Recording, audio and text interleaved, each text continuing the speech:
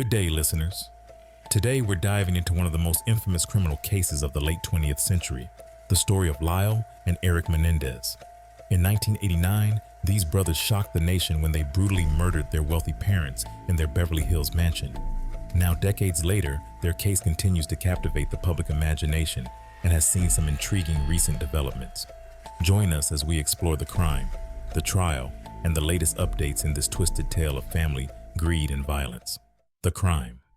On August 20th, 1989, Jose and Kitty Menendez were settling in for a quiet evening at home when their lives were brutally cut short. Their sons, Lyle, then 21, and Erik, 18, burst into the family room armed with shotguns.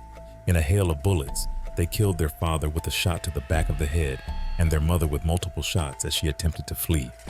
The brothers then staged the scene to look like a mob hit, went out to see a movie as an alibi, and returned home to discover the bodies. Initially, they played the part of grieving sons perfectly, but their lavish spending spree in the months following the murders raised suspicions. It wasn't until March 1990 that Erik confessed the crime to his psychologist, Dr. Jerome Oziel. When Oziel's girlfriend leaked this information, the brothers were arrested. Their trial began in 1993 and quickly became a media sensation. The prosecution painted a picture of two spoiled rich kids who killed out of greed and a desire to inherit their parents' $14 million estate. The defense, however, dropped a bombshell. They claimed the brothers had endured years of sexual and emotional abuse at the hands of their father, with their mother's complicity. After a mistrial and a second trial, both brothers were convicted of first-degree murder and conspiracy to commit murder in 1996. They were sentenced to life in prison without the possibility of parole. Now let's fast forward to more recent times and explore the latest developments in this case.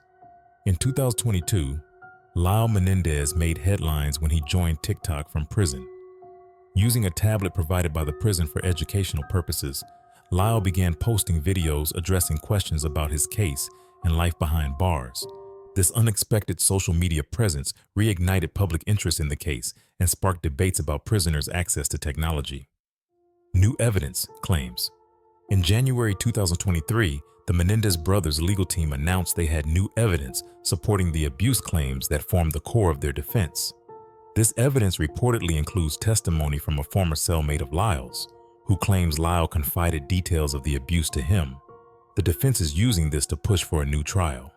Netflix released a docuseries titled Menendez plus a Menudo, Boys Betrayed, in May 2023. This series explored a shocking new angle: allegations that the brothers' father, Jose Menendez, may have been involved in the sexual abuse of members of the Puerto Rican boy band Menudo. While these claims are still unverified, they've added a new layer of complexity to the already controversial case. Renewed public support. The brothers have gained a surprising amount of support on social media platforms, particularly among younger generations.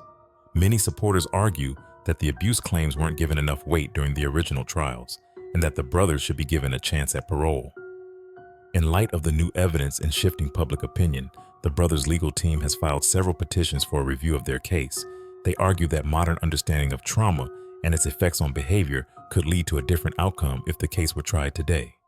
As of 2024, Lyle and Erik remain in separate prisons in California. Lyle is housed at Valley State Prison in Chowchilla, while Erik is at Richard J. Donovan Correctional Facility in San Diego.